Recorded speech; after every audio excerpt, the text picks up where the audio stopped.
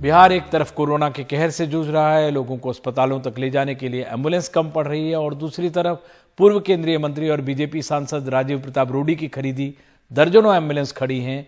उनकी दलील है कि इसकी वजह यह है कि उन्हें ड्राइवर नहीं मिल रहे। दर्जनों की तादाद में खड़ी ये एम्बुलेंस बीजेपी के दिग्गज नेता राजीव प्रताप रूडी ने एक अस्पताल के नाम पर खरीदी, जो अब तक नहीं खुला। बिहार के एक दूसरे नेता पप्पू यादव ने बिल्कुल छापामार अंदाज में इन्हें खोज निकाला। उनका दावा है ऐसी 45 एम्बुलेंस 2 साल से यहाँ पड़ी हुई हैं।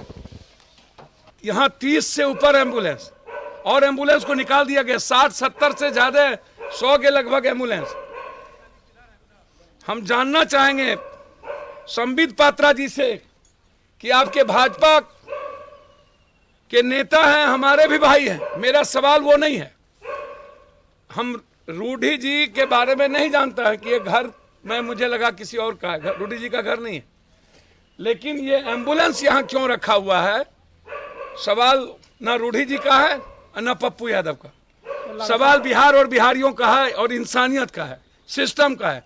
सिस्टम क्यों मरी हुई है? ये नहीं कह सकते हैं कि ये धूल खा रही हैं। इन्हें अच्छे से ढक कर रखा गया है। इन्हें सांसद निधि से खरीदा गया था। इन पर प्रधानमंत्री मोदी, नीतीश कुमार और राजीव प्रताप रूडी की तस्वीर दिखाई पड़ रही है। लेकिन इस कोरोना काल में एक बीजेपी नेता के घर से ये एम्बुलेंस पड़ी हुई क्यों है? क्यों पप्पू यादव को यहाँ छापामारी करने का अवसर मिल गया है? रूडी का जवाब बहुत सीधा है, उनको ड्राइवर नहीं मिले। वैसे उनकी सफाई है कि 60 नहीं 20 एम्बुलेंस पड़ी हुई हैं। लगभग 56 एम्बुलेंस कार्यरत हैं और जनता की सेवा में लगे हैं। दुर्भाग्य है कि इस समय ड्राइवर के अभाव में कई सारे एम्बुलेंस सुरक्षित रखे हैं। पप्पू यादव, आप सभी एम्बुलेंस ले जाइए, लेकिन सारण की जनता को ये कसम दे के जाइए कि सारण में बचे हुए सभी एम्बुलेंस पर आप ड्राइवर देंगे, ड्राइवर की व्यवस्था करेंगे और उसे संचालित करेंगे। राजनीति करना हो तो मधेपुरा में कीजिए, सारण की जनता इससे प्रभावित नहीं होने वाली है। दिलचस्प ये है कि पप्पू यादव उनको 70 ड्राइवर देने को तैयार हैं, लेकिन ये एम्बुलेंस देखकर आप समझ सकते हैं कि बिहार में या देश में लोग अस्पताल, इलाज, बेड और एम्बुलेंस के लिए हाहाकार क्यों मचा रहे हैं। क्योंकि जिनके पास साधन और सत्ता है, उनके पास उनके इस्तेमाल के लिए ड्राइवर तक नहीं है। पटना से मनीष कुमार के साथ नई दिल्ली में राजीव रंजन, एनडीटीवी इंडिया। तो एम्बुलेंस की मारामारी को लेकर कई कहानियां देखी गई हैं दिल्ली में, और दूसरे शहरों में भी एम्बुलेंस की मारामारी को लेकर कहानियां देखी गई हैं। और वाराणसी को मोक्ष की नगरी कहा जाता है, लेकिन आजकल वहां हर तरफ मौत पसरी हुई है। श्मशान घाटों से लेकर अंतिम क्रिया का सामान बेचने वाले दुकानों तक पता चलता है कि कितने लोगों की जान जा रही है। नगर निगम के कर्मचारी बताते हैं कि पिछले कुछ दिनों में उन्होंने जितने मृत्यु प्रमाण पत्र जारी किए हैं उतने पहले कभी नहीं किए। देखते हैं हमारे सहयोगी अजय सिंह की ये रिपोर्ट। वाराणसी के सिगरा इलाके में शिव मंदिर के पीपल पर पहले यदाकदा ही मिट्टी के बने घंट श्राद्ध के लिए नजर आते थे, लेकिन देखिए अब ये हाल है। चारों तरफ श्राद्ध कर्म करने के लिए घंट ही नजर आ रहे हैं। नीचे लोग अपनी अपनी बारी से श्राद्ध कर्म कर रहे हैं। संक्रमण के पहले का नज़ारा तो बहुत कम था, 2-1 लोग इसमें खाली बांधते थे, बहुत कम था। इस समय तो एकदम बहुत बुरी स्थिति हो गई है। बहुत देखने को पहली बार मिला है इतना घंट। नहीं, ऐसा नहीं था। संक्रमण के पूर्व जो है एकाध आता था, लेकिन जब से संक्रमण हुआ है तब से 12-13 ऐसे लगातार बढ़ते जा रहे हैं। पहले एकाध आते थे और आज 12-13 हो रहे हैं, कभी 14 हो जा रहा है, कभी 16 हो जाता है, तो इससे आंकड़े बढ़ते नजर आ रहे हैं। मंडुआडीह इलाके में कफन दफन बेचने की यह दुकान दशकों पुरानी है। कोरोना से पहले रोज इक्का दुक्का लोग ही आते थे, लेकिन आजकल तो ये संख्या 40 तक पहुंच जा रही है। बहुत ज़्यादा बढ़ गई है। आम दिनों में क्या रहा करता था? आम दिनों में जैसे महीने में 2, 4, 6, 10 हो जाते, बहुत 10-15 हो जाते थे। अब क्या है कि पर डे आपका 25, 30, 40, 10, 15। शहर में कहीं मिली नहीं है, सारे चीज़ की स्टॉक खत्म हो गई है। हाँ, सब कफन सीढ़ी इसमें पूरा सब माल खत्म हो जा रहा है। कपड़े वपड़े सब कहीं कुछ नहीं मिले। घाट पे सीढ़ी लकड़ी भी नहीं मिल रही है। नगर निगम के जन्म और मृत्यु रजिस्ट्रेशन विभाग के कर्मचारियों ने पहले कभी इतने प्रमाण पत्र जारी नहीं किए थे जितने आजकल हो रहे हैं। दरअसल फरवरी और फिर मार्च से मौतों का आंकड़ा बढ़ने लगा था, तब 2000 के आसपास प्रमाण पत्र जारी हुए थे। अप्रैल में ये संख्या तेजी से बढ़ी, 900 प्रमाण पत्र जारी हो चुके हैं, जबकि अभी 6 मई तक 1500 मृत्यु प्रमाण पत्र बनाना बाकी है। इस समय मृत्यु के आंकड़े तो काफ़ी बढ़ गए हैं। इस जनरल दिनों के अलावा जो है सामान्य दिनों से जो है इस समय काफ़ी संख्या बढ़ गई है। हमारे ख्याल से हर जोन से 40-50 का आ रहा है आंकड़ा। मृत्यु का कम से कम पर डे आ जाता है 200 से 250 आ जा रहा है। काशी मोक्ष की नगरी रही है, यहाँ लोग आखिरी वक्त में आते रहे हैं, लेकिन ऐसा पहली बार हुआ जब ये मोक्ष की नगरी अपने ही लोगों की इतनी मौतों से सहम गई है।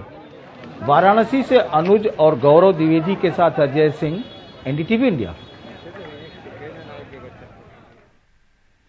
ऑक्सीजन की कमी को लेकर अदालतों से भी खबरें आती रही हैं, लेकिन उत्तर प्रदेश प्रशासन की चाल बिल्कुल निराली है। लखनऊ पुलिस ने ऑक्सीजन खत्म होने का नोटिस लगाने पर एक अस्पताल के ऊपर एफआईआर दर्ज कर दी है। अब अस्पताल इसके खिलाफ हाईकोर्ट चला गया है।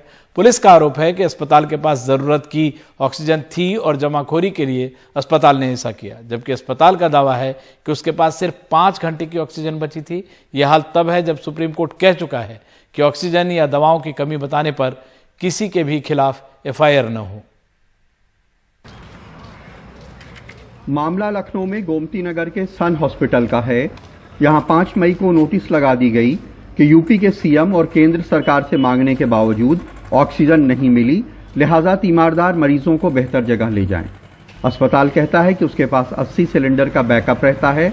वो आधा होने पर उसने 2 मई से ही प्रशासन से ऑक्सीजन की गुहार लगानी शुरू की, लेकिन कोई जवाब नहीं मिला। तब नोटिस लगानी पड़ी। तब मेरे पास 5 घंटे का बैकअप लगा हुआ था। मैंने सुबह 4 बजे यहाँ पे जब हमारी उच्च अधिकारियों से बात हुई, सुबह 5 बजे नहीं दे पाए, तो मैंने उसी समय नोटिस यहाँ पे चस्पा करा दी कि कम से कम अपनी सेफ्टी में मैं बचा रहा हूँ। कम से कम तीमारदार ये न कह सके कि मुझे नहीं बताया गया। दरअसल इलाहाबाद हाई कोर्ट ने कोविड को लेकर चल रही एक सुनवाई में 4 मई को अपने आदेश में जो लिखा उससे सरकार की किरकिरी हुई। हाई कोर्ट ने लिखा कि यह खबर भी वायरल हुई है कि लखनऊ के सन हॉस्पिटल और मेरठ के एक प्राइवेट अस्पताल ने वहां भर्ती कोविड मरीजों को लेकर सिर्फ इसलिए हाथ खड़े कर दिए क्योंकि उन्हें मांगने के बावजूद ऑक्सीजन सप्लाई नहीं मिली। अब अस्पताल पे पुलिस ने मुकदमा कर दिया है। उसके ऊपर डिजास्टर मैनेजमेंट एक्ट, महामारी अधिनियम और आईपीसी की दफा 188 और 269 में एफआईआर हुई। इसमें आरोप है कि अस्पताल के पास अपनी जरूरत की ऑक्सीजन थी।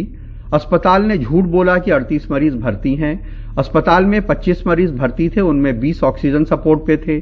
अस्पताल ने सोशल मीडिया पे नोटिस डाल बेजा दबाव बनाया।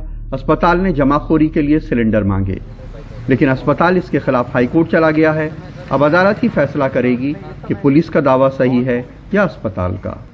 और मैं ये भी कहना चाहता हूँ सर, आप एक बात तीमारदार से पूछ लीजिए, मैं गलत हूँ तो मुझे सजा दीजिए, लेकिन निर्दोष होकर अगर सजा मिले तो उसमें कष्ट होता है सर। अब चाहे सरकार अपनी दामन बचा रही, चाहे अधिकारी अपना दामन बचा रहे हैं। सन कोविड हॉस्पिटल में अब ऑक्सीजन की सप्लाई पहले से कुछ बेहतर हुई है, लेकिन हॉस्पिटल प्रशासन का कहना है कि अभी भी उस तरह नहीं है जितनी लगातार ऑक्सीजन की जरूरत होनी चाहिए। लखनऊ में कैमरामैन राजेश गुप्ता के साथ कमाल खान, एनडीटीवी इंडिया। इस कोविड काल में एक तरफ डर और उपेक्षा की कहानियां सामने आई हैं, तो दूसरी तरफ दोस्ती और भरोसे की, एक तरफ हैवानियत और कालाबाजारी की कहानियां आई हैं, तो दूसरी तरफ इंसानियत और दिल को छू लेने वाली ऐसी ही एक कहानी लेकर आई हैं उमा सुधीर।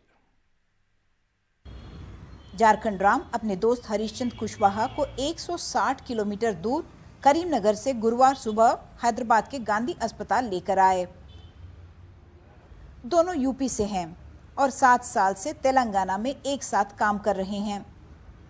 गवर्नमेंट में भी गया, वहाँ पे भी सीट खाली नहीं है। उसके बाद वहाँ प्राइवेट में भी किया, वहाँ पे ऑक्सीजन भी नहीं है।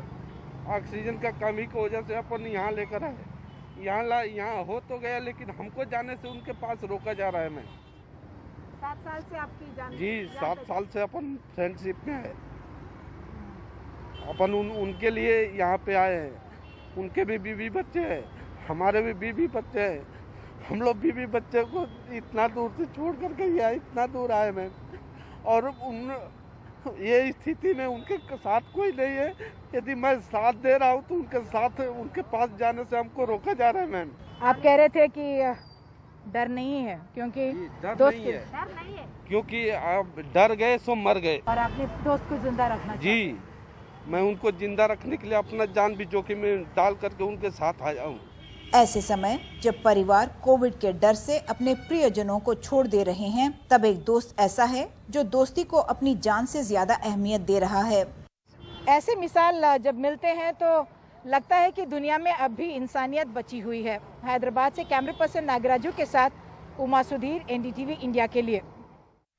और बेंगलुरु साउथ के बीजेपी सांसद तेजस्वी सूर्या के खिलाफ सांप्रदायिक सौहार्द बिगाड़ने का मुकदमा चलाने की इजाजत के लिए एक अर्जी दी गई है। तेजस्वी सूर्या फिलहाल चुप हैं, लेकिन सूर्या 3 विधायकों के साथ कोविड वॉर रूम में गए और वहां 17 मुस्लिम कर्मचारियों की नियुक्ति पर सवाल उठाए।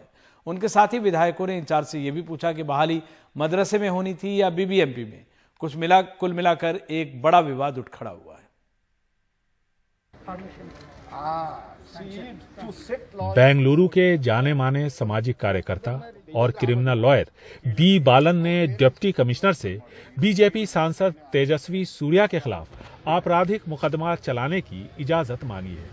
उनका आरोप है कि सूर्या और उनके साथी विधायकों ने जानबूझकर माहौल खराब करने की कोशिश की। उन्होंने कहा कि ये 17 मुस्लिम है, ये मदरसा है या कोविड-19 वॉर रूम। इन लोगों ने सांप्रदायिक माहौल बिगाड़ने की कोशिश की। अगर मुझे डीसी से मुकदमा चलाने की इजाजत नहीं मिली तो मैं हाई कोर्ट में अर्जी दायर करूंगा। दरअसल दक्षिण बेंगलुरु के कोविड मैनेजमेंट वॉर रूम में 212 नियुक्तियां हुई, जिनमें से 17 मुस्लिम लोगों की। तेजस्वी सूर्या ने इन 17 बहालियों पर आपत्ति उठाई तो उनके साथ खड़े एक विधायक ने जो भाषा इस्तेमाल की, उससे मामला और बिगड़ गया।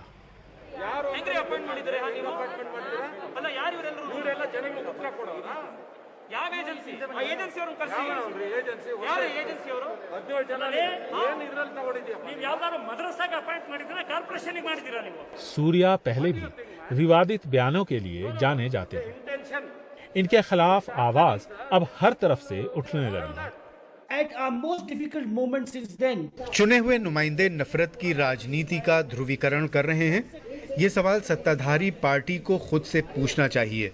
इन 4 लोगों ने जो बयान दिया, जिस तरह की हरकत की और शर्मनाक बयान दिया, वो इन्होंने अपने तौर पर दिया था।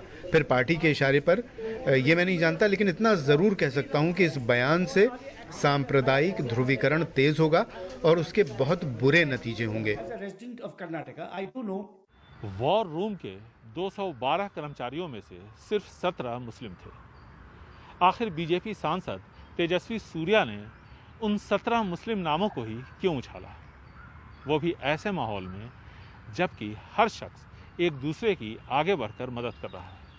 सवाल ये उठ रहे हैं कि क्या तेजस्वी सूर्या जानबूझकर अपने साथियों के साथ सांप्रदायिक माहौल बिगाड़ने की कोशिश कर रहे थे। अब इसी सवाल का जवाब तलाशने के लिए तेजस्वी सूर्या के खिलाफ अदालती कार्रवाई की तैयारी चल रही है। बेंगलुरु से कैमरामैन कुमार के साथ निहाल खिदवई, एनडीटीवी इंडिया।